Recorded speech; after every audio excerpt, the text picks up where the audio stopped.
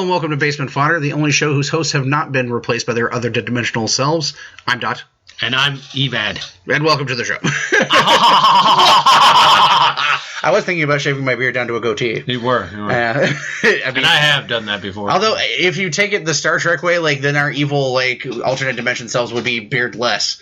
Yeah, they'd be all baby-faced and smooth, and probably wearing, button-up shirts and ties and shit, and no tattoos, piercings, no nothing. Yeah, oh, good God. When you watch some guy, you just want to punch right in the fucking face. You fucking weirdo!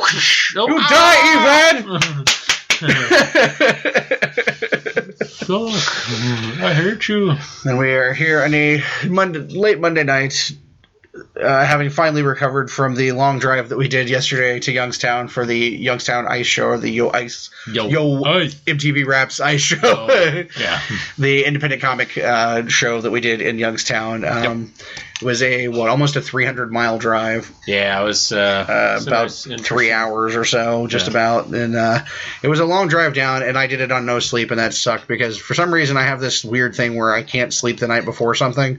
Yeah. I don't know what it is. I guess it's probably some sort of offshoot of my anxiety and shit. Yeah, probably. But I just can't do it. Or that weird pre-Christmas morning anxiety. That kind of thing. Yeah, I get excited about shit. It's all right, calm it down. Calm it down. But I'm so excited to go. You got a little sleep. I got a couple hours in. I think I got about 2 hours, and then I slept for about an hour and a half on the way up there. Yeah, I mean, I mainlined an energy drink, and for the first part of the trip, we heavily talked about role playing, this seems to happen a lot when we go on long car trips. We talk really heavily about role playing, fleshing out characters. It's actually a really good creative time for making up backstories for characters, because we're working on a new concept for a Call of Cthulhu game, because we haven't rolled dice in quite a few months since before the summer started. Yeah, it's true. And the summer's kind of been taking a break. Summer's always a really hectic time to try and game because everybody's got stuff they're doing. Mm-hmm. I find that the probably good start into fall, winter, and the beginning of spring is usually your best role playing time, as far as not being. Yeah, because it's summertime. I mean, there's a lot of stuff to do outside, and you don't necessarily want to be locked in a basement unless you're me. Yeah. Although oddly enough, I've been out a lot this summer. We've done many shows, more than we've ever done as far as setting up, for sure. Yeah. And spent a lot of time outside at the pool, and I actually have a tan, which is odd for a basement dweller such as myself. Yeah. And I was LARPing a lot. Yeah, and we've been spreading the good word of basement fodder to the world. Great word. I mean, doing shows in Indiana and in Michigan and the furthest region, almost Pennsylvania, with the Youngstown show. Sounds like bordering on Pennsylvania. Actually, we kind of offered to do a show in Florida for next year. I don't know how logistically possible it'll be, but hey, you never know, right? I mean, you could plan a vacation around it. That would be interesting. Yeah. It's, I don't know. So, I mean, you never know where we might end up next. Actually, I know exactly where we're going to end up next now, but we're going to be on the October 11th. We're going to be at the Ohio Toy and Comic Show. Yeah. We're in by our good friend Aaron from the Roma Collectibles. Roma Boys. The Roma Boys. We love them. And Sarah. She's awesome. And she's also debuted her new cosplay page, which you should all go and Mary Mercenary cosplay. She's an awesome cosplayer. Her Baroness is probably the best I've seen. Yeah, especially I liked seeing the add-on stuff that she had this past That's right. Saturday, before we made our long trek to Youngstown, we were at the Columbus Toy Show. Yeah, our favorite, CTS. At the Lausch building. At the OSU Fairgrounds. Everything is held here building. Since they tore down Vets Memorial, now everything is here building. Yeah. The same building that hosted Sexapalooza and the Half Price Books Mega Sale and Tricon. And many other things that we've attended. There's a few other things that's been going on there. This was the one that had the big build-up for the gaming thing, too, which I'm not going to lie, I was really kind of I had something built up in my head about this, and it's not what it was. I mean, what was there was very good. It's just there wasn't much to it. I thought it was kind of going to be half the room is this and half the room is that sort of a thing, but it really was just kind of a small section was dedicated to gaming. Yeah, and there was an area that was kind of cordoned off, and I thought behind those curtains was where the gaming thing was, and it was they were keeping them separate, but then I realized the small area to the the left was like, oh, that's the gaming. Okay, cool. You know. Yeah, and I'm not sure what happened with that. I'm not sure if like their original concept was something a bit larger or whatnot. Or if we were just building it up. I didn't get a chance to stop by and talk to the guy who runs the show this time, but we had a good time, like, as we always do. I mean, it's $5 to get in the door, and you're gonna walk out of there with something you want. Yeah. And this time we really did kind of luck out because there was a great vendor in there who had this amazing deal on Marvel Legends, the new Marvel Legends, like not even that hit the stores in some cases. Yeah, I found that shit and I was just like, woo, and I was running around trying to find everybody. Yeah, because we were there with our friend Tara, and we were like all separated off looking at, because we all move at different speeds. Tara is very much a deep, she deeply gets into the tables and checks like every little thing because she's a deep dealer. And I'm kind of a bounce over across the aisles, kind of like stop, look. I'm a little slower and methodical about it too. And then you're kind of a like quick pass kind of guy. Oh, dude, I outrushed all you motherfuckers. Yeah. Like, I was in everything and saw everything by the time you guys were halfway down the first aisle.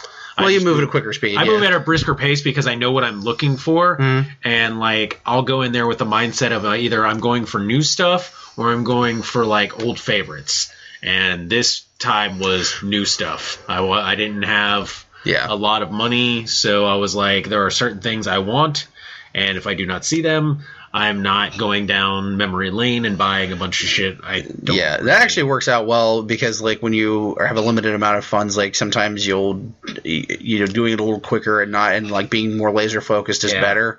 Yeah. Because you'll make less impulse buy things. Because a lot of times when you have extra money in there, you end up impulse buying, and then later on you're like, what the fuck did I buy this for? Like, oh, I love this as a 5-year-old, and then you're like, oh yeah, but 7-year-old me sold this shit at a free garage sale. Now I remember why. Then you'll end up like me, and you'll be opening a drawer going, why do I have 2 archers from Small Soldiers in here? So, things like that. But like with this great Marvel Legends deal that you found, it was like the brand new one in boxes with all the figure parts, $13 or 2 for $25. Yeah, and that was the Rhino series, which hasn't even hit store. Well, it has actually just hit stores. I ended up with the White Tiger and Grim Reaper, the Grim Reaper that's from the Ultron set. Yep. And what you got? The I came back with the Misty Knight and the classic. Oh God, so good. Ben Reilly, all red with the blue hoodie figure from both the new Rhino set, and that was amazing. Unfortunately, he didn't have what was it, Ghost Rider or Venom, the Dr. Ock Venom, or I don't even think he had Kraven either, or Chameleon. It was really he didn't have Kraven or Chameleon.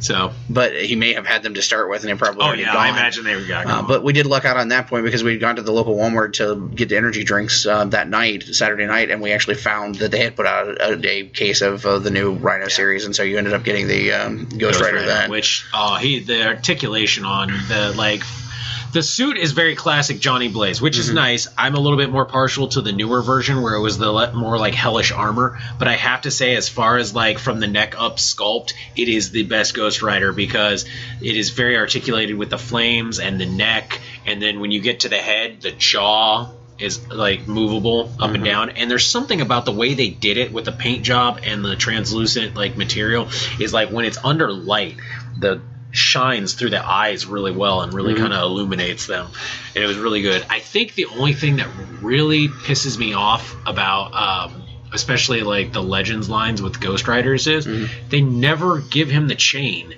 Like they'll have the chain around his chest or something, but they never give him the chain as a weapon, like really. It's not often included as an accessory. I think when they did the Ghost Rider movie line, they did. But they did this weird sort of like it's ultra sculpted out flames sort of thing, and it looked cool, but it's not very practical accessory. It's kind of one of those things where it's like, I usually just like get a little metal chain from somewhere and give it to him. Basically, I've got the Lobo chain with the hook, and I think I've got one that came with a DC Direct Lobo that has the hook. But now I have to go back and get Kraven because he's awesome. Yeah, he was fantastic, and that Venom is sweet too. Yeah, much better than I had initially. I remember as soon as I found this and purchased mine, I came and found you and brought you over there. You got your stuff. Then I went and told Tara about seeing Venom, not from that table, but I told her about that table too. Yeah. And then I went over to our friend Aaron at Roma, and let him know the good news, because they were also selling that 3-pack where it's the Coulson, Fury, and Maria Hill for pretty cheap. I think it was $25 is what 40. He got it, or no, 45. 40. Yeah, 40. I think he got it for 30. He might have. Yeah. But probably because he was buying all that stuff. But he bought the entire Ultron series from him. Yep.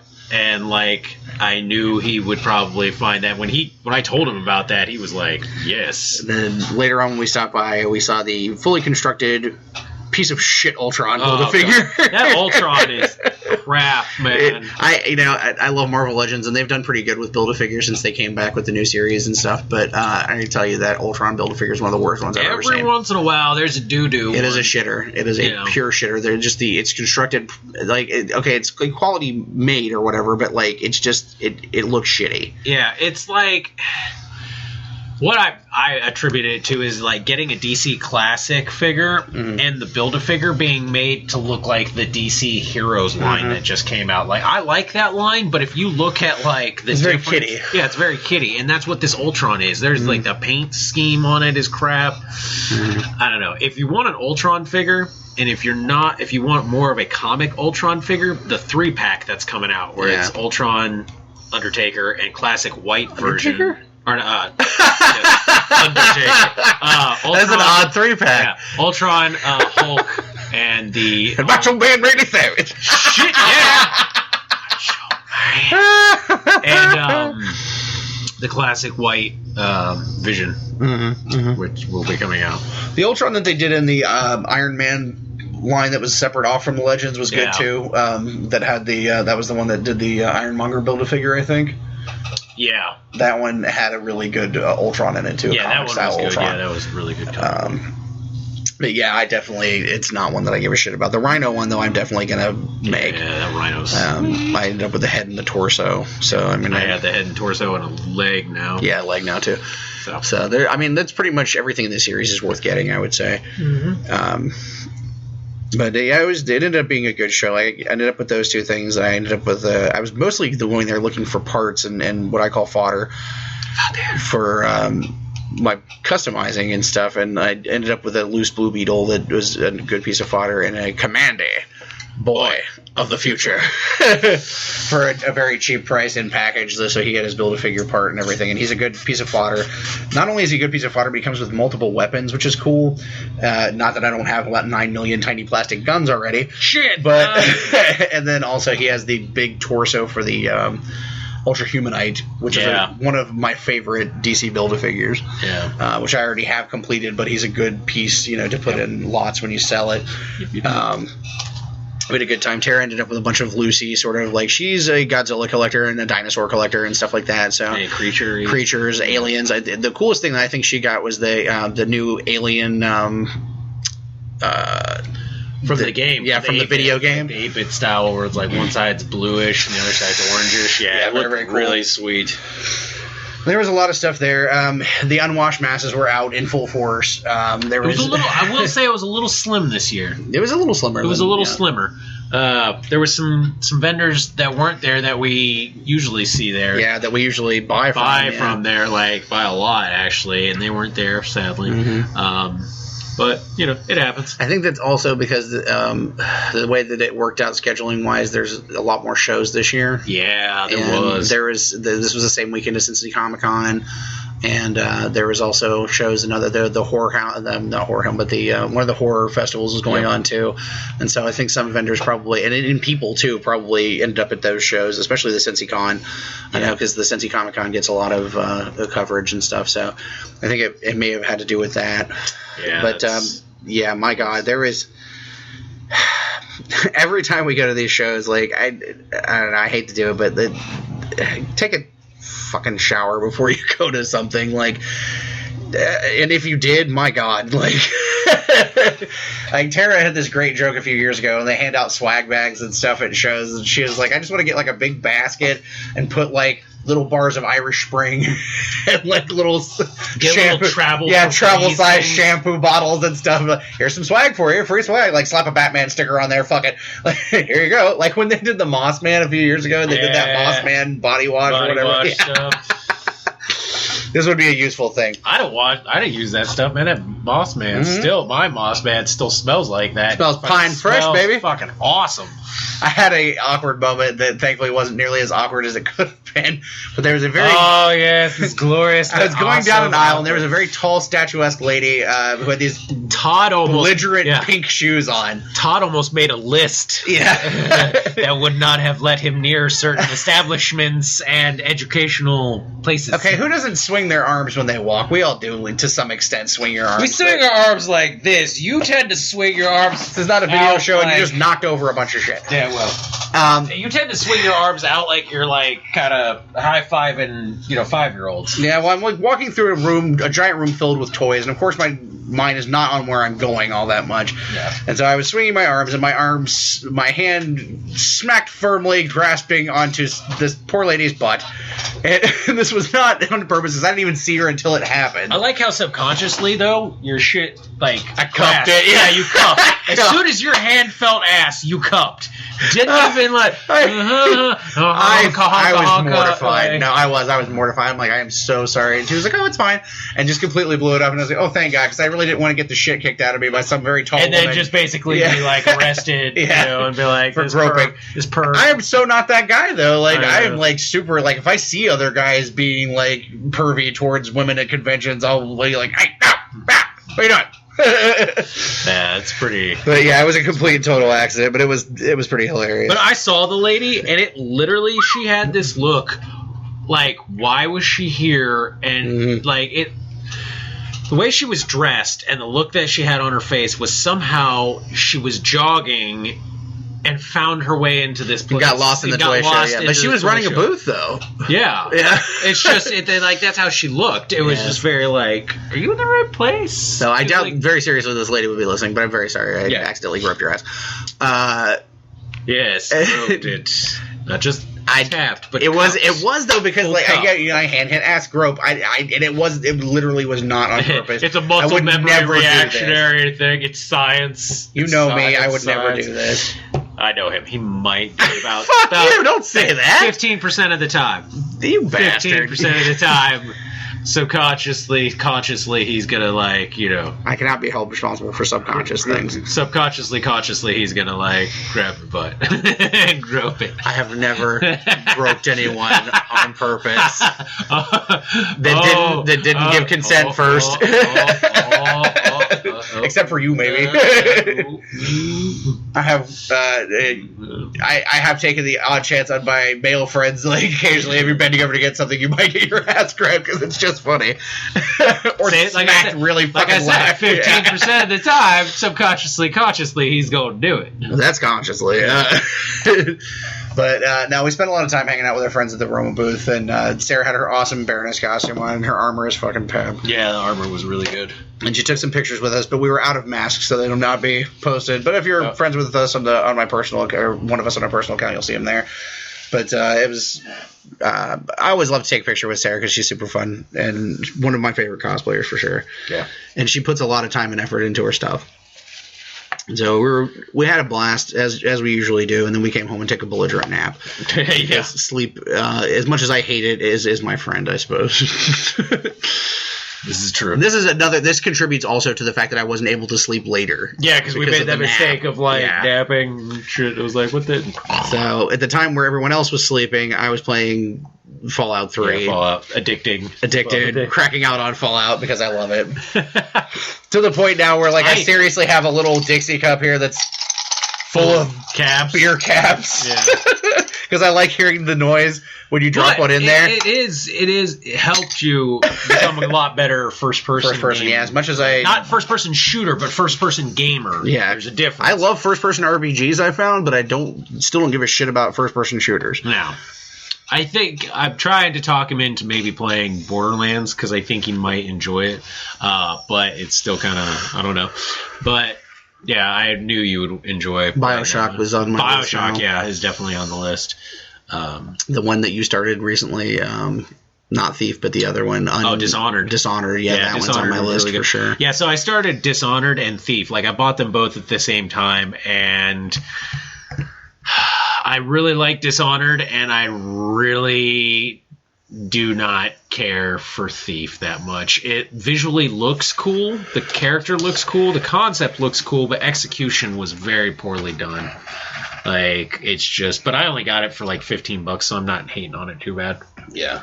Well, you only played a very short amount of it, too, so... Well, that's because it's not... Maybe it gets better. I've read the reviews, and it does not get better. It does not get better. Well, here's the hoping. So, but we didn't actually check out too much of the video game stuff. I mean, we kind of glanced through it because I didn't have the money.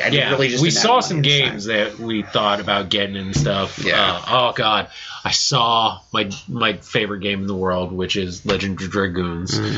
But unfortunately, I think my discs that I have are in better condition than the discs they were trying to sell.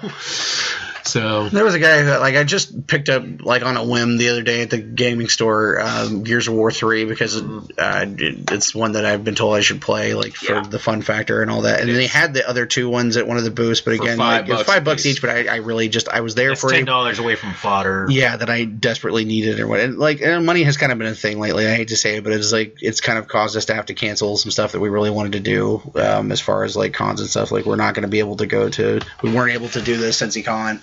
And we're not going to be able to do the expo, which we do every year, which that one kind of stings because that one's the one that we've done every year. Yeah. And it sucks. And I really wanted to meet Steve Gutenberg. Not really, though. I would meet Steve fucking Gutenberg. God damn it. Gutenberg! Gutenberg's awesome. He who is the Gutenberg. I just want to talk to him about how awesome Police Academy is. I do love Police Academy. God, I love every Police Academy. Adam West and Burt Ward also were there, and I don't give a fuck about Burt Ward. Yeah, I was going to say, I say both of them when we only meet Adam West. Come on. But yeah, it's always a fun show and one of our favorite ones to go to. But it sucks, but you know what? I'm starting to see the lineup for Lexington, and I'm okay. That's the one for me. Yeah. Cincinnati, that one is really good, yeah. But Lexington is the one that is every year I look forward to because that's the one that always is above and beyond for me. Yeah, I can't wait. Lexington is always. It's been fun the last 2 years in a row, and I can't wait to do it again in March. So good. It's gonna be an absolute blast. But yeah, that one. And then meet the same dipshit manager. We're not gonna. No, I'm not staying at that fucking hotel again. We're not going to be able to do Con on the Cob this year, which I'm not incredibly broken up about. But I did have fun. It was a disastrous trip in many ways. But it was fun. But we had fun doing the actual gaming. Fun. Yeah. The actual gaming was fun. Whatever, it is what it is with the con itself. I mean, if you want to hear about it, go back to the episode where we talked about it. Because I don't want to get back into it again because we don't have time. But suffice to say, I'm not incredibly broken up about it.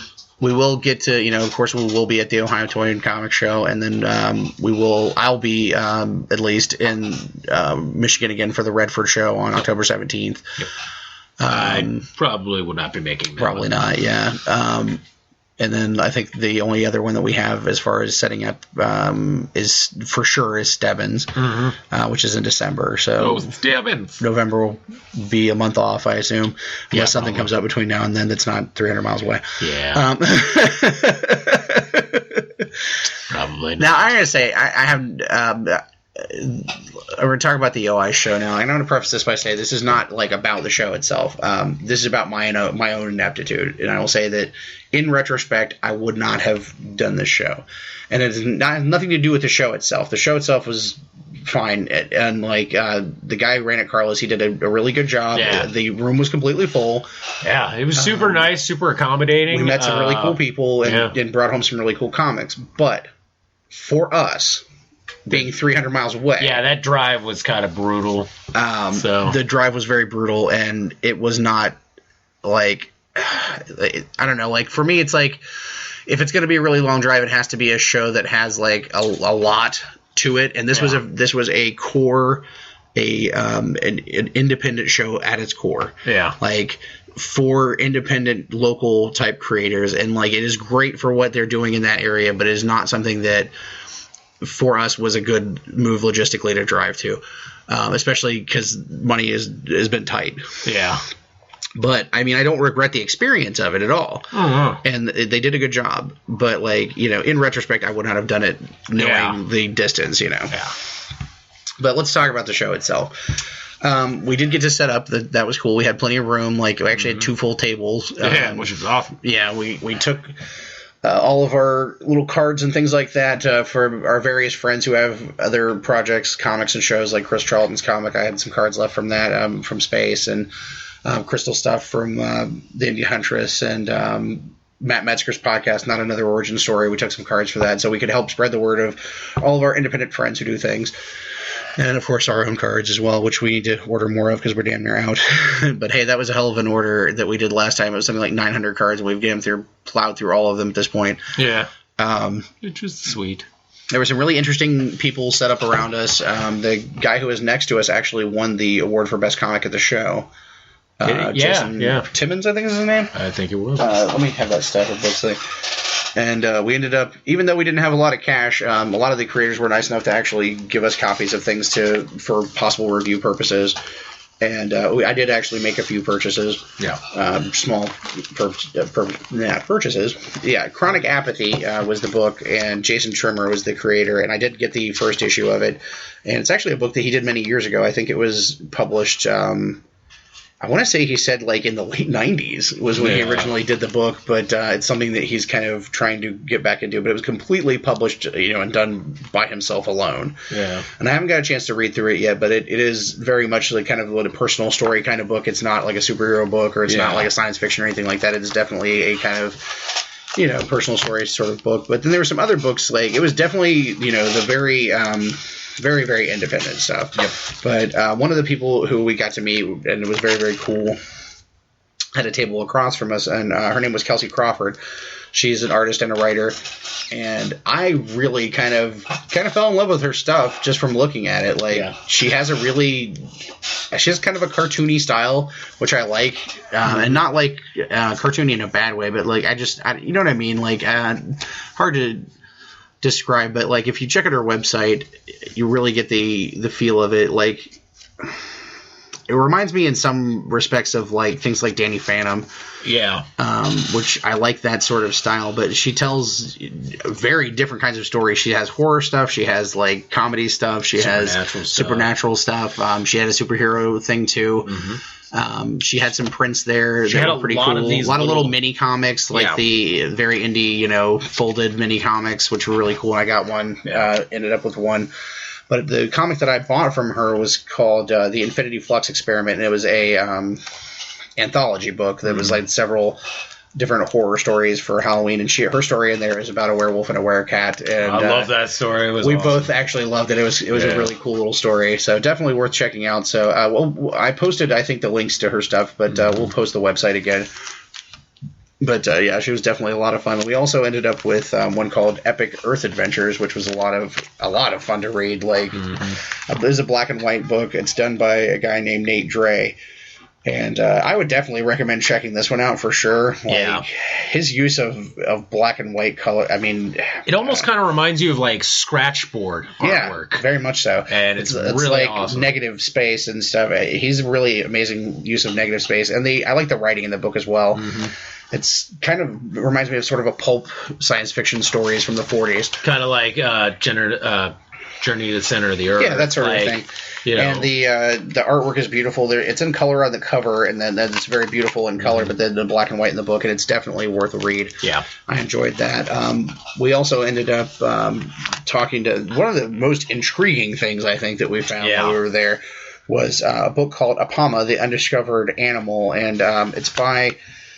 excuse me, I think I'm losing my voice a little bit. It's by Ted Sikora. And not only is it a comic, but it's also a movie called Hero Tomorrow. And the movie came out first. Yeah. Basically, the movie is like about a guy who wants to create a comic book character, a superhero, based on an animal, but basically all the good animals have been taken, so he invents an animal called the Apama, which if you look at the comic, the picture of the Apama is a really kind of a cool-looking animal. Yeah, it looks badass. It kind of reminds me a little, like, in certain aspects of, like, Red 13 from Final Fantasy VII, but very, like, less wolf, very more feline, like... Red 13 and a fucking saber-toothed tiger kind of got together and like whooped ass. And a boar, like it has a boar. Yeah, it has the boar with the mohawk and the flat face. Yeah. But basically, the guy wants to do the comic, and he's sort of doing it. And his girlfriend is a graphic designer and like a fashion person, and she makes him a Halloween costume of the character. And then he kind of puts it on and tries to fight crime, basically. Yeah. And like the way Ted described it to us was that if Stanley's wife made him a Spider-Man costume and he tried to fight crime in it. Yeah. And apparently from what he was telling us, and I wish we could have gotten him on to actually talk about it, but the noise level in the room is very high. Yeah, there was a small room and a lot of noise, and we did record a little bit of footage, probably about 15 minutes or so with two different creators, which we'll talk about their stuff in a second. But upon listening to it, it's not the greatest audio. So probably what I'm going to do, and it ended up being a Todd Files sort of thing. So what I'm going to do is with the next episode of the Todd Files, which I'm not going to say who's going to be on yet, but on the end of it, I'm going to tack on that footage. Yeah. Because it's not something that was enough to make a full show out of, unfortunately. But we are going to try to get Ted, to come and talk about we're probably going to watch the movie and do a review, probably. Yeah. But it sounds like a lot of fun, and he was nice enough to not only give us the Blu-ray of the movie, but also the collected graphic novel of the series, which is massive. I mean, it's got a cover price of $25, and it's got fantastically amazing artwork in it. Yeah, the artwork is actually done. I saw it. I know. I want to look at it again. It looks so awesome. I'm trying to talk. Who cares? I'm trying to look at a picture. Dave! Shut up. Ted was the writer, but the artwork was actually done by a couple different artists, if I'm not mistaken. Mm-hmm. The story of the book is by Ted Sikora and Milo Miller, and the art is by Benito Gallego. I think I'm hoping I'm not butchering that too much, but it has a very like Joe Jusko kind of 80s, Silver Agey feel to it. I think. It kind of, it could even border going back on a little bit of Golden Age, the way the throwback. Some of it, some of it's very pulp, in like Phantom almost, And the design of the character is very interesting, and like now the comic is done like completely as if the character is real, like and not as a joke like in the movie, but it's very much like. Well, this is basically what I remember him talking about was he doesn't like movies that transition into comics. So what they decided to do is, whereas the movie is the creator trying to get the comic made and then like kind of doing the superhero thing, the comic is the actual comic that he wrote in the movie. Like what you're seeing is the actual work that he did in the movie. So I've read it. I highly enjoyed it. Is very, when we were talking about it, he said that was what their goal was, to have it be very like story-wise very modern, but look-wise very throwback to Golden and Silver Age. And they do a really good job. And like, I'm not normally a huge Golden or Silver Age guy, and I really liked it. I thought it was really fun. Yeah, and then the movie, like he actually had a monitor set up playing the movie the entire time, like kind of on a loop, and that's what intrigued us to it. We're sitting there and like looking over watching this movie, and I'm like, this guy looks interesting. I'm definitely looking forward to watching it, and apparently it got some pretty good play. Yeah, he gave us the Blu-ray, and on the front it says several different film festivals. The Fantasia Monterey Film Festival, Fantastic Planet Film Festival, and the Cleveland International Film Festival is an official selection for all of those, and for the New York Comic Con. So that was the one I remember. Yeah, I'm definitely looking forward to it. I'm not sure when we're going to be able to actually watch it, but we'll get around to it as soon as we can, and hopefully we can get him on the show to talk about it as well. But this is a different kind of show than we've ever really done, I think. Like the closest I could say was Space, and Space was much larger than this for me, but. This also was the first year. Yes. Yeah. So. But yeah, I appreciate them having us out there, and I think we had a good time. Unfortunately, we had to leave a little bit early because I hit a wall. And we had a 3-hour drive. Back that I was not going to make. Yeah, unfortunately. I would say for it being their first year, the fact that they were able to fill all their spots. Yes. And had a really good turnout as far as, a first first run show of that size. I think it was a really good, successful show. I commented to the guy about, like, he was a little worried because it was like, it took a little while to build that momentum, and I was like, one, it's Sunday, and mostly everybody's doing stuff on Saturday, so getting people up before noon on Sunday, unless you're 65, is kind of difficult. So I think it was really good. Once after 1 o'clock hit, they really started showing up and moving through. I was surprised with the amount of people that came through, honestly. Like, for a show of that size and for being the first time, I think they had a pretty good turnout. The admission to get in the door was only $1. Yeah. So, you can't really beat that. Yeah. And the table prices for, those of us who were setting up were very inexpensive, too. The big negatives for me had nothing to do with the show itself. It was the lunch that we had. Oh, God. Which was fucking shenanigans bullshit. Oh, God. Yeah, I made a mistake of going to the Wendy's. Normally, that's not a mistake. No, because we love Wendy's. Yeah, but apparently whoever was working that day, it was. I pulled a French fry out of my fries that was literally translucent. I could see through it. And not only was it really poorly made and not very good food, but it was also for some reason twice as expensive as the Wendy's is here. Yeah, like 4 cheeseburgers, 2 nuggets, a fry, and another burger cost us almost $16. I was like, and this was all stuff off the dollar menu. Yeah, I was thinking, like, fuck, if I didn't mean that, I just got a fucking Baconator, for Christ's sake. Like, I was trying to go cheap. I think the Baconator was like really expensive. Like, the double stack was like almost like $2.50, $2.60. I was like, and it was on the dollar menu. I'm like, why is this on the dollar menu if it's these things are not $1? Yeah, this is not what. That's why they don't call it the dollar menu anymore. They call it the value menu. That's not a value, though. That's not a value at all. That's bullshit's what it is. Yeah, and I think after that, man, my stomach really just was like. I was already not feeling well because of the lack of sleep, and I was starting to cramp up and stuff. But they got us pizza, which was really awesome. They got like everybody pizza. The gesture was very nice. The pizza, however, was gross. I didn't eat any of it. It made me nauseous. But about 4 o'clock, I hit the wall. I was trying to work on some writing because it was kind of a lull. And my head was damn near hitting the keyboard from falling asleep. So Dave was like, "We need to get out of here. We need to go." So we made our apologies and we talked to everybody that that we wanted a chance to get to talk to on the on recording and set up to try to talk to them at a later date. And a lot of people were nice enough to give us stuff to look at, and that was really nice of them. Oh, there was also the girls with the webcomic. Yeah, it was a really funny webcomic. I did share the link out while we were there, and those of you who saw the vlog that I recorded there, you could probably see how dead tired I was.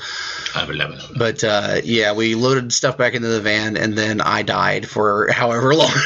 The whole trip. Until we were back in Columbus, and Dave made the drive back.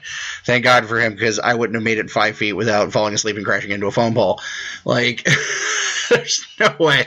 It would have been like, I'm just going to sleep here in the van until tomorrow. There was like a weird 15-minute time where I started getting really tired, and I was like, I wonder if I should just pull over to a rest area and like pass out. But I was like, nah, I don't want to do that because then we won't get home till like really friggin' late.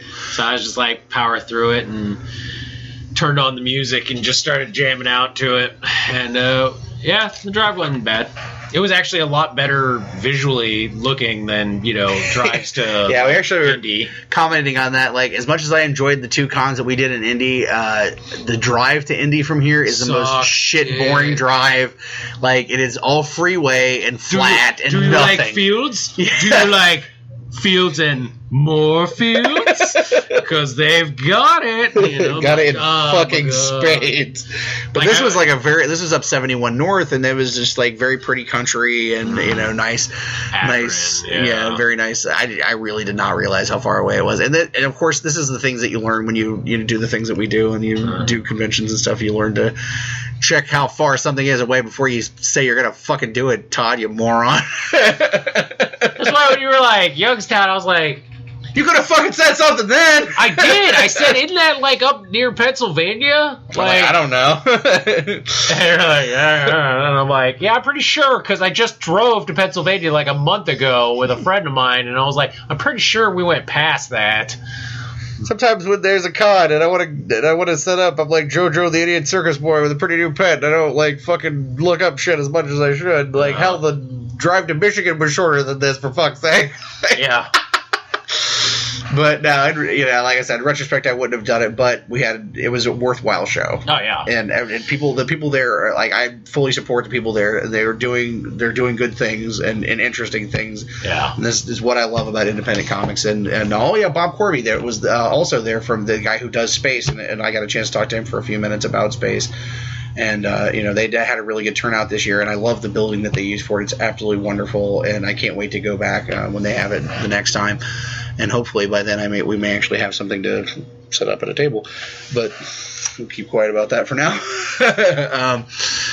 But yeah, we had a really good time. And then when we came back, I had slept on the way back, so I felt a little bit of a second wind, and I ended up going out to dinner. But you went straight to passing out. Yeah, I went straight to fucking analyzing the back of my fucking eyelids and shit. I was like, it's time to go sleepy time. Plus, I still did not feel well from that Wendy's, and even today, I wasn't still feeling the great. I had stomach ache all day. Yeah, I don't know what the fuck bad. Was old food or something. Oh yeah. I mean, it was like too much grease, too much under hot lamp. I was just like, I don't know.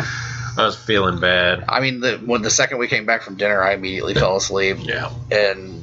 I woke up one time at 3 a.m. to take a piss, get a drink, and went back to because we were thinking when you went to bed, you're like, well, just wake me up when you come back and we'll record then. And I was like, I don't see this happening because I don't think either one of us have it in us. No. But yeah, I came back and I was like, that's not happening. And I fell asleep. And I did wake up about 2 or 3 in the morning, I think, and stayed away for a little while because I played a little bit more Fallout. Probably for about an hour, and then I went back to sleep. And I would wake up every couple hours and be awake for a half an hour or so. But really, I slept until almost 6 o'clock tonight. Yeah.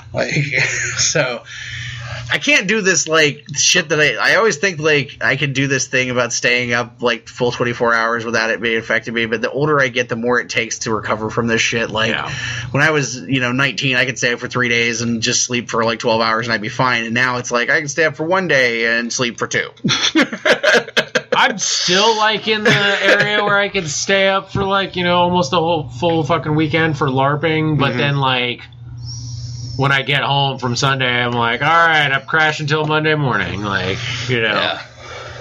So, but we had a good time. It was a good weekend, packed full. But thankfully, this coming weekend is full of nothing. As far as for me, I'm not sure if you have anything this weekend or not, but. No shows. I'm not sure. Plans are still not concrete yet, so I could. As much as I would love to be at Wizard World or I'd love to be at Cincinnati, I can't afford the ticket for either one of them. So I'm either going to be LARPing because somebody likes me and is willing to help me out on that one, or I'm going to go home and probably visit the doggy and the family and all that stuff. Take a nice freaking half day in my hot tub. Yeah. So glorious. So no fatties allowed, though. Huh? All the fatties. Well, that's it for the weekend. But there's been a lot of news. Yes. And today, actually, there was quite a bit of news. We'll turn it over to our resident newscaster. Yeah, what's up, bitches? It's time. All right, so there's been some talk about the Wonder Woman movie coming up. I think just to change it up because we've been getting shit tons of Batman v Superman stuff, and they kind of want to jump ahead a little bit. Some rumors about that movie is actually some bad guy news. So rumored possibly is that Ava Green might be playing Cersei, and Sean Bean might be rumored to be playing Ares. I love Sean Bean. I like Sean Bean, and Ava Green is a really good actress. Yeah.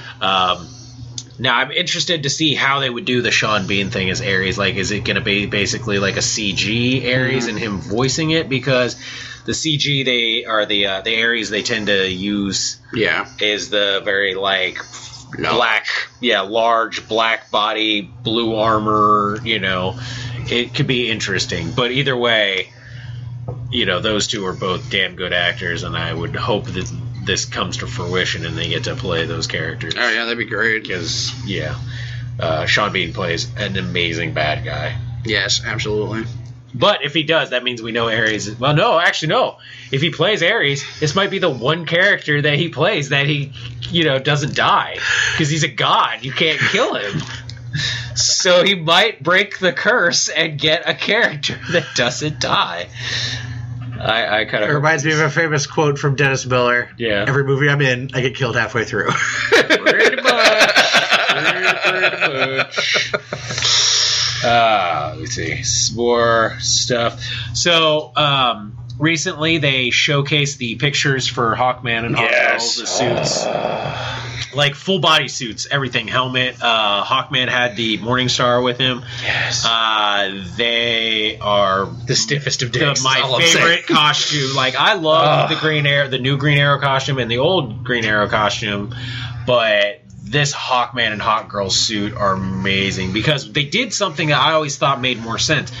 Whereas Hawkgirl's costume, the helmet was it was bird-esque, but it wasn't, the beak, and it was very nice.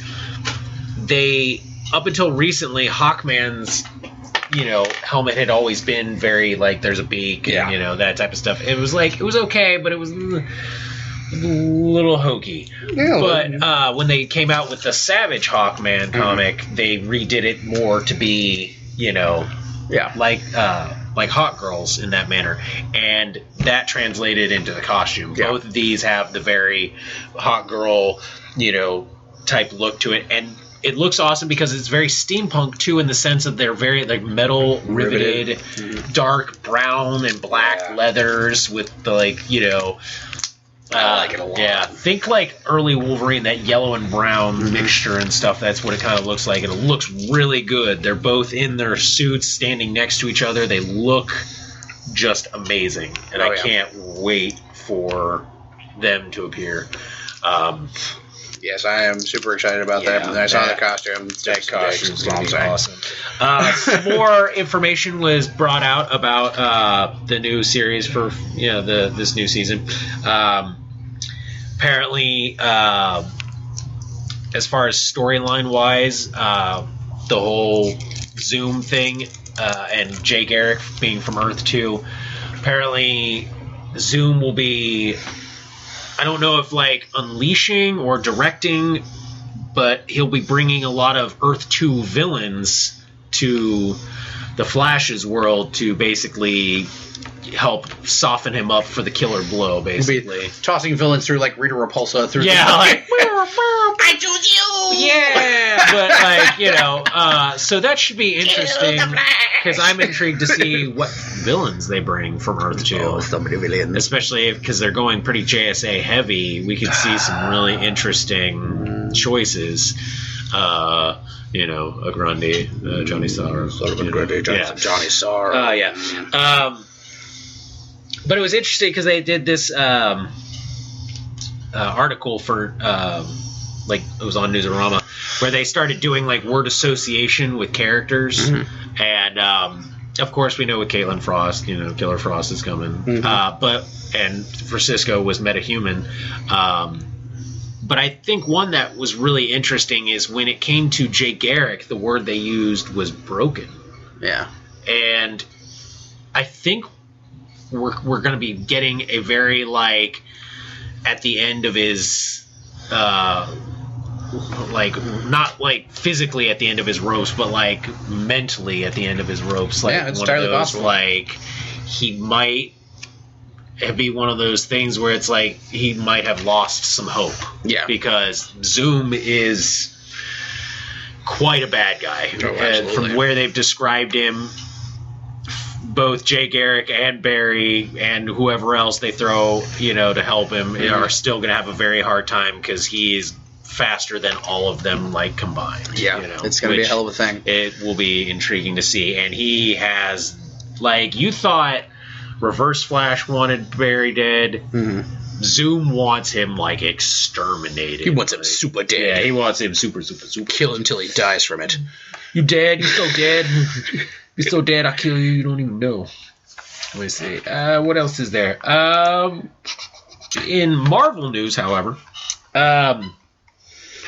there's always been rumors recently flying around about the whole Rachel McAdams possibly being in the Doctor Strange movie.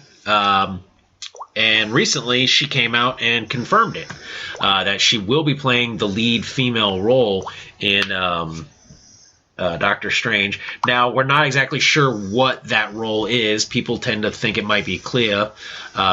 Other people, have their thoughts about what it could be, but nobody's come out for sure and said what it is. But it'll be interesting because she's, for the most part, I think she's a really good actress. Some things I've seen her in is like hit and miss. What else? Oh, they debuted the new costume for Daisy Johnson, Quake, on Agents of S.H.I.E.L.D. Now, in the article, they were talking to the designer of the costumes, and she said it was really interesting because she tries to keep the costumes all connected so that they look like they are part of the same unit. Oh, absolutely. If you look at Black Widows, May's, Mockingbird, and now you see Quake's, they are all S.H.I.E.L.D. outfits, and you can all tell that they are all part of S.H.I.E.L.D., but they are all have their own little niche. Yeah. With this one, Quake has these gauntlets, and on the back and on the gauntlets is the actual Quake symbol that was put into them. Messing with my tablet. So. I was trying to make it not fall asleep again. I turned that off on mine. I'm like, I set it to 30 minutes. You fucking stay awake. You stay awake the whole time. I need you. My other computer broke, and I need you for customing. And this has been really cool because she's through this season, like building up to this season, she's teased a lot of the stuff. Like when she got her haircut, we saw that. There was the Secret Warriors thing that was brought out, and then we finally get to see the costume. So there's a lot of hype going into this season. Oh, and the name for the Lincoln, which they named him Sparkplug, which is your favorite. Utterly fucking stupid. Now the actor's been replaced. He's not going to be played by Bob Holly. Yeah, Bob the Sparkplug Holly. Sparky Plug Holly. Yeah, it's I fucking hate it. No one's going to understand that reference but J.R. Yeah, no. Kudos to you, J.R. Actually, if Dirk's listening, he'll probably know it too. Yeah, Victor. Victor, he might know. He might. Yeah. I don't know. If you understood this reference, post. Yeah, post now. One thing I forgot to mention, a little bit of it's back to DC News show-wise, but it doesn't really necessarily have anything to do with the show. No. More like one of the actors. Here, actually, probably this past weekend, one of my favorites, Manu Bennett, played Deathstroke, Slade Wilson. Wade Wilson. I was like, Wade Deadpool, bitch. Yeah, I'm sorry. I'm so sorry. I'm so sorry. Deathstroke, don't kill me. Don't put that evil on him. Don't put that evil on him.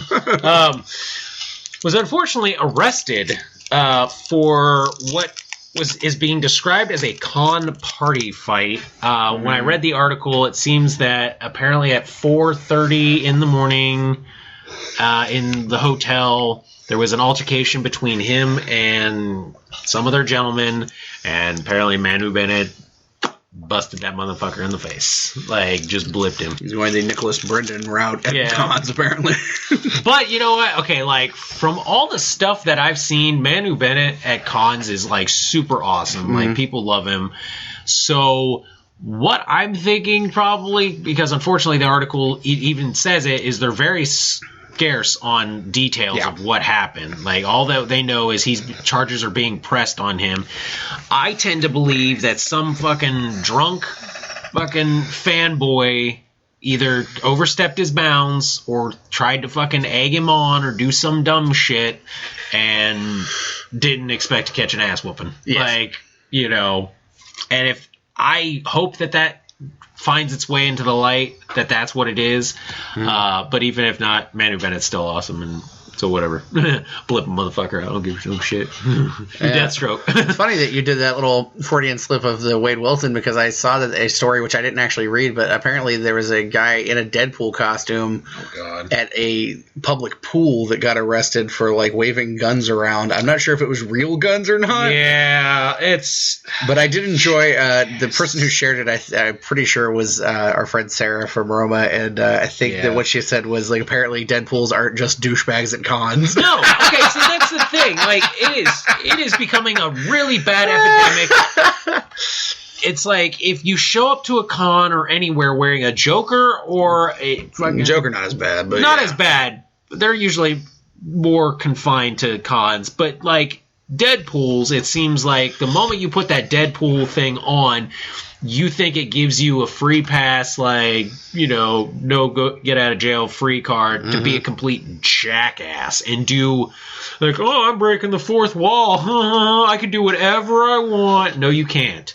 Yeah, no, I'm gonna break your fourth vertebrae. Every time I've seen, every time I've seen this, I'm going to do whatever I want to such an extreme. I've seen these Deadpool kids almost get their asses whooped by people. Like, that's the thing. It's coming. Yeah, it's coming. Like it's coming like a fucking freight train. Yeah, and I will videotape and upload to YouTube and enjoy the living shit out of it. Yes, because it'll be glorious. Because as much as people love Deadpool, people who act like Deadpool are dumbasses and deserve to get the shit kicked out of them. Yes. But the big comic book news this week comes out of our good friends at DC, who apparently just hate us. Fuck you. Because the comic book reporter reported that DC is canceling 5 titles in its superhero line: Doomed, Lobo, The Omega Men, Gotham by Midnight, and Justice League Unlimited. Yes. According to and a 6th title, Catwoman. 6th. That one's actually not being canceled. No, it's just being the creative teams being dumped. Yeah, which is like bullshit. Now, this one to me is annoying because most of these are not that far into their runs. I'm pretty sure Omega Men and Gotham by Midnight, all these are well under probably 10 to 12 issues. I know Justice League Unlimited, which was Justice League, or Justice League, United. That's a Freudian slip too. We were talking about Unlimited before we go on the air. We're gonna watch an episode here later. But and in fact, Justice League United is actually not doing bad in their sales. It's one of their pretty decent. It's outselling Justice League 3001, Midnighter, Catwoman, Gotham Academy, Secret Six, Dr. Fate. I can't believe Dr. Fate's still going, or the Sinestro. Yeah. All of these are doing worse, and yet they're still here, and this one is being dumped, which is super fucking annoying because they seem to just want to be dumping all the fucking books that I read. Yeah, that happened, months ago when they dumped Mr. Terrific, which I actually just recently got the full run of, and it pisses me off even more that it got canceled because it's a great book. It is, but it's cool that they rolled him into Earth too. So it's like it works out. But at the same time, it is shenanigans. Frankenstein Agents of S.H.I.E.L.D. at the same time. And they rolled him into Justice League Dark. Also one of my favorite books that they've done in the last 5 years probably. And then there's an update to this. Yes. Not only that, but they're going to be ending 2 other books. Yep. 2 other books. So, they'll be ending the Green Lantern, The Lost Army, which literally has only been out for 5 or 6 issues. Yeah, and then Batman 66... which, oddly enough, is extremely popular. Yep. And a very good series. Yeah. So it basically, I don't understand what the fuck are you doing? Yeah, I don't understand what's going on over there as far as creative teams and editor, and all that stuff, because you're canceling books that are doing pretty well, and it almost seems like a big fuck you to your fans. And it actually, in fact, we talked to a guy at the show who had a direct subscription to The Masters of the Universe book. Masters of the Universe book. From DC. From DC, and he said he has been receiving those books spotty. Like, got like one... It's a monthly book. Yeah, it's a monthly book, and got 1, 2, didn't like get 3 for a couple months, then got 3, 4... and 5, then didn't receive... I think he said he still hasn't received 6 or something like that. And when he called about it, they basically tried to tell him that was not a monthly book. Yeah. And he was calling from his local comic shop, which his friend runs, and basically was like, dude, is this a monthly book? And the guy's like, yeah, I've got every issue every month. So... yeah. Right now, DC is not having a really stellar run as far as treatment of... fans and or creators and they're canceling all kinds of stuff. The thing that's really shitty about the Omega Men thing is they canceled New Guardians to take Kyle and put him in that book, and then they canceled that book. I don't understand what's going on with them. I know they had the big move from east to west, and it's like, you did that fucking bullshit convergence crap, and now, there's the continuity issues of, like, everything's fair game now or some crap. I don't understand bullshit of anything. All I know is, like, right now, the number of books I buy from DC has, like, been getting smaller and smaller and smaller. Like, I think now it's probably under 5, for sure.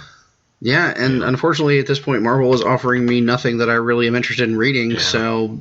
They've offered some stuff that I was interested in, but the thing is, it's right now it's in the Secret Wars, so I don't know what's going to last after that. I know they're bringing out a bunch of new titles, so then you might find something there. I don't know, though. It's one of those... Basically, all I'm reading at this point are back issues and indie books. Yeah. I mean, the big two aren't really doing a good job of... the big two are taking a big two right now. Yeah, number 2. big all over deuce the and a quarter, base, yeah. Unfortunately. I mean, I don't know what to say. It's not really a good time to be a fan, or at least not for, us, and our likings, seem to be getting shit on. I don't know. The what they do have out is very meh. In my opinion. It's true. Yeah. Well, we're getting close to the end, but I wanted to cover this one just really quickly before we go, because you are a fan of pit bulls, and often we're talking about the fact that pit bulls are not bad animals. It's the owners generally that cause the issues. Yeah. But there was a big story today on CNN and Yahoo News about a pit bull attack in New York. And we did watch the video from it. Now, I will tell you, this video is very graphic, so if you do watch the video, please be prepared. But essentially, the details are sketchy at this point, but it's a contention as to whether this was on purpose or whether the woman lost control of the dogs. But if you watch the video, essentially what happens is there's a man and woman standing there, and it looks like they're having a conversation, and then the dogs attack the man brutally. I mean, the video actually kind of just starts off with the dogs like already jumping on him. Yeah. So it's like the beginning of it, as far as like video evidence, is very, you don't know what happened. All you know is when this video starts, these dogs are already on this guy. Yeah, apparently, like, he was mutilated so badly that a priest actually read him his last rites outside of in the street. Yeah, because the man thought he was going to die. Yeah, and this is like the owner of the dogs is a 55-year-old woman who's, from what it looked like, trying to hold both dogs, like holding both their leashes in one arm, and she was not a big woman. She was, And if you can see in the video that people try to stop the attack, there's one idiot that, and I will say an idiot, who found a chain somewhere. I don't know if it was a bike chain or something. Yeah. And was trying to whip the dog in the face. And guess what happened? He got Shocker, attacked. He got attacked too. Now, Big fucking they surprise also brought there. out a hose and started spraying the dogs. That seemed to work much better. That seemed to work. The guy they attacked was a 62-year-old man. Now, I'm in college right now for wildlife resource management, and I have an animal handling class that I go to, and we recently just started talking about dogs, and we saw the numbers of breeds and how many attacks and deaths and all that stuff. And one thing that we were talking about is no matter what animal it is still an animal. It will never be fully domesticated. It will always, at its core, revert back to basic instincts, which fight, flight, things of that nature. So if the dogs did attack on their own, then all I can say is something must have set them off. I'm not saying it was that person's fault. It's just different things trigger. Well, yeah, like I said, there's conflicting things about it because, like, in the Yahoo article, it said that the dogs kind of got loose, but in this one, in the CNN.com article, it said that the dog's owner, Cynthia Oliver, exchanged words with the victim. It said the detective from the NYPD Blue, she was holding the pit bulls and dropped the leash, and the dogs attacked. Now, the video is from very high up, so you can't really tell if that's what happened or not. Yeah. So it's very iffy at this point what really happened. But this is what the official statement from the detectives from the NYPD said. Now, as far as the injuries go, the injuries are described as gaping holes in his arms, a completely severed ear, and the other split in half. Yeah. And lacerations all over his body. I know that he's in stable condition now, and his ear was able to be reattached. Yeah. But it was pretty fucking brutal. Yeah, I mean, there was a point where both the dogs were dragging him around the ground like a chew toy, and it was pretty brutal. But I guess we'll have to wait and see how things play out on it. But I would just like to say, as much as a fan of animals I am, and especially pit bulls, I love them. I still believe that the breed is not, a bad breed.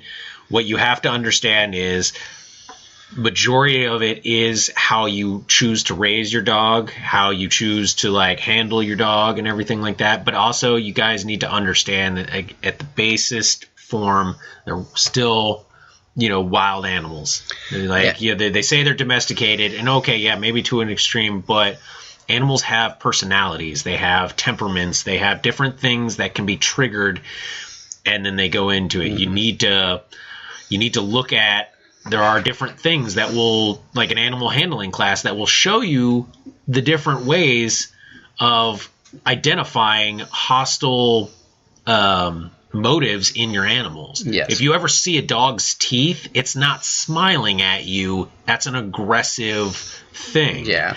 I know I've seen some of these videos where it's like, oh, it looks like the dog's smiling and stuff like that. And you know what? Maybe there is a chance that it is. But majority time, if a dog is baring its teeth to you, that means it's not a good thing. And there are other different ways to tell. And I feel like, people need to, look at these and really remember these things and be more responsible with your animals. And what's unfortunate is reading through the article that the man who was attacked was a restoration artist, mm-hmm. and he received severe nerve damage in his hands and has not been able to move his fingers since the attack. Yeah.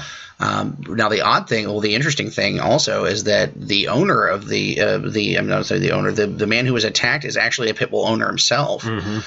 And the statement from his son basically said, "My father feels terrible that the dogs were probably going to be put to sleep. The pit bull is not inherently an evil dog, but these pit bulls might have been trained as guard or attack dogs." Yeah. He remembers the dogs licking his blood off the ground. They wanted to finish the job, and that's very disturbing to him. Yeah. See, that's one of those things where it's like, again, if these dogs were trained to do something or trained to be, I don't know, a part of something like a dog fighting ring or, something of that nature, things like this can happen. That's why people that are like, oh, I trained my dog to be a really good guard dog. Okay, that's fine. But here's what you need to understand is now you have made your animal a very, at-risk case. And if you're going to train your animal as a guard dog, you do not need to be walking, as a 50-year-old woman walking two enormous dogs. 80-pound, fully trained guard dog pit bulls down the street. Yeah. That is because you don't know what will trigger them. You do not need to be doing that. That is a bad judgment call on your part. Yeah, she was arrested on multiple charges. Yeah. And I would say it is 99.9% likely that the dogs will be put down. Oh, yeah. And it's unfortunate, but I mean, it is. It is what it is. Yeah. So take care of your animals. Yeah. And don't let them bite people. Yeah. Yeah, definitely. Be better people and better owners of animals. Absolutely. We're coming up on the hour and 10-minute mark, so that's going to wrap it up for this week. We'll be back next week with whole bunches of other fucking shenanigans and who knows what else. But I'm sorry if we didn't mention everybody that we talked to at the show. There are a couple of names that I was fuzzy on because of my lack of sleep. Yeah. But we will, if you gave us a comic, we will definitely get to it and try to read through it. And if we like it, we'll definitely do a review. But probably talk about it in the next episode. Yeah. So, but that's going to do it for this week from the Basement of Doom. I'm Todd. And I'm Dave. And until next time, the basement door is closed. Later, bitches. Yeah, true.